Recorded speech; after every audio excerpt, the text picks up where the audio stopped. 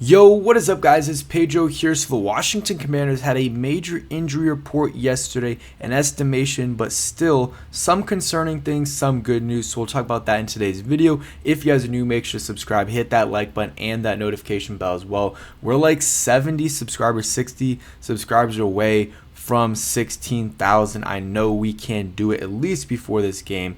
Let's go ahead and do it. But the Commanders got some bad news, but also not terrible news at the same time. So the bad news is seeing your franchise quarterback on the injury report at all is not good news, especially week 1 or going into week 2, especially, a right wrist injury. He's going to play. There's no doubt about it. He's going to play. But the fact that he's a little bit banged up already, especially, your wrist, is a little bit concerning to me. Again, it's not a huge deal. He's probably going to go out against the Packers and throw for 300 plus yards, 3 touchdowns, whatever. But it's something to watch out for. So don't, it's not necessarily something that you got to be like super, super concerned about now.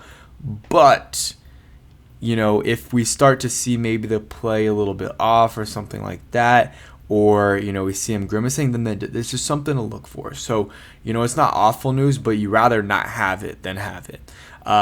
Tress Way, back injury, DNP, that I would say is bad news. I don't know if he's going to be able to, thug it out and play on Thursday, but not good news there. Noah Brown, Austin Eckler limited, that's fine.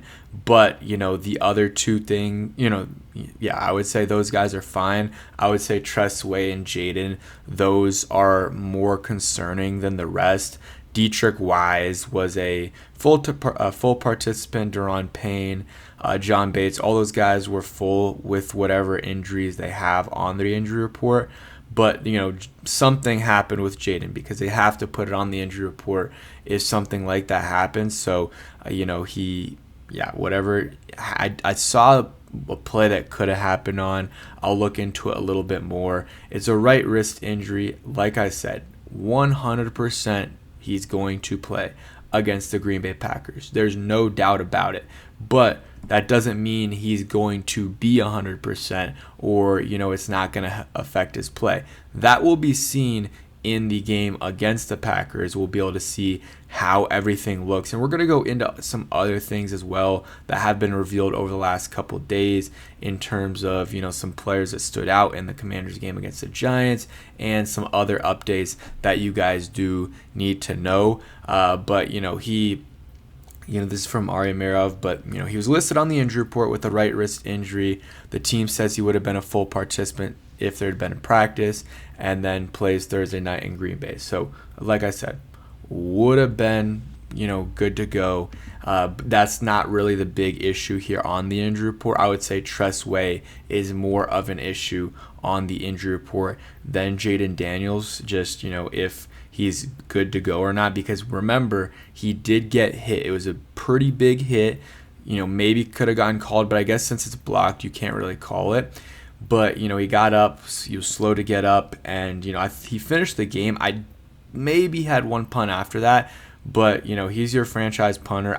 If it was concerning, they would probably bring in a punter. So I would say level of concern isn't too much with Tress Way. It's definitely more than Jayden Daniels. Jayden's going to play. There's no doubt about that. We'll see how much it affects him. We've seen him before brush off these injuries, rib injury, missed the game against the Panthers, finishing that game off. But, he, against the Bears, had broken ribs and still played and threw a 65-yard pass. And even after that, was still dealing with those, obviously. But real quick, a word from today's sponsor. And a huge shout out to Sleeper for sponsoring today's video. So the Washington Commanders play the Green Bay Packers in 2 days on Thursday Night Football. And I do have a big play on Sleeper for this game. So I picked Josh Jacobs under 73.5 rushing yards. This rush defense has been pretty good. And then Deebo Samuel, 46.5 yards over on that. And then Terry McLaurin anytime touchdown. I feel good about this play. $5 for 42.5. I have some other plays as well. They have a free Jayden Daniels play over 0.5 yards. I'll go into that in my next play, but make sure you guys check out Sleeper. Use promo code Pedro on Sleeper and get a 100% match up to $100. Link is in the description. Terms and conditions apply. All right, and again, a huge shout out to Sleeper. So back to the injury talk real quick.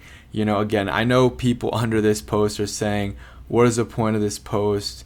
We're reporting normal football wear and tear. And sure, I get that, but I would also say, this is your franchise quarterback. And yeah, the football wear and tear, like once you get to week 8, 9, 10, everyone has it, but week 1 is a little bit different, and especially when it is your quarterback and it is a hand wrist injury on his throwing hand. I feel like that is a little bit concerning. Not super concerning. It literally could be nothing also. It could be he just fell a little bit and it was like a little bit swollen up for that day, and now it's fine, because stuff like that does happen where it swells up for a little bit and it's fine. And, if anything was wrong with it, made like a major injury, like a, broken wrist or whatever, obviously he wouldn't be a full participant in practice, even though they didn't have a practice. It was just an estimation of it if they had practice.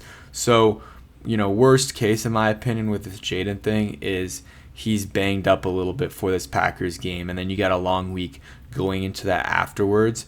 And then Tress Way, that will today and then tomorrow will be big days in terms of that. But today might be the day where they just report that stuff, if he is going to be questionable or fully good to go against the Green Bay Packers. And if that does happen, I'll probably just update the title of this video or put it in the first comment down below just so you guys can see, everyone that is playing. But if I had to guess, obviously all these guys are going to play. Noah Brown, he's going to be limited on this, injury report for a few more weeks with this knee injury.